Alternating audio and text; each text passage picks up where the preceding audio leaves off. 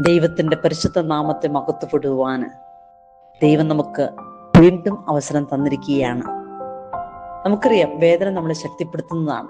കണ്ണുനീര് നമുക്ക് വിവേകം നൽകുന്നതാണ്.